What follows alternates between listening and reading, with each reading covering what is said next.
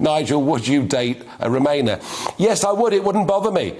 Respect for other people having different points of view. That's what civilised democracy is. That's the debate we try and have here on this show and on GB News. All the polling says, actually, it's the other way round. It's the Remainers and others that can't stand us and wouldn't want to see us. Well, I tell you what, if they don't want to have a beer with us, that's their loss, not ours.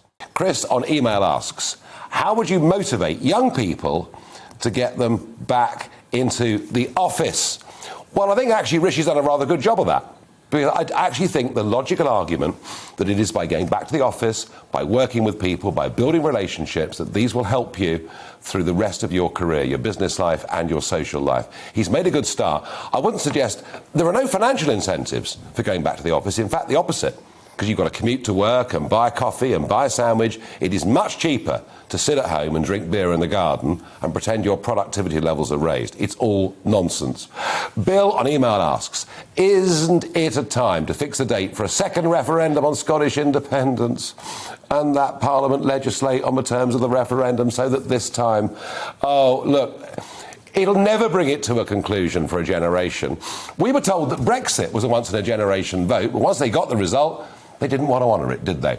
And the Scots Nats will go on arguing for this, but I tell you what, I'm certain of one thing.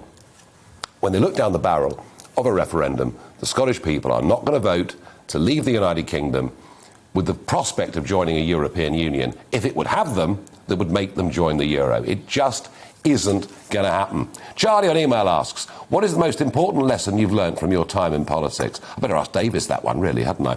I said the one I've learned, above all, the need for patience. You know, you believe in something really passionately, you absolutely want it to happen tomorrow, but life doesn't work like that. Fundamental change and reform just isn't like that. You've got to fight and fight and fight and keep on going.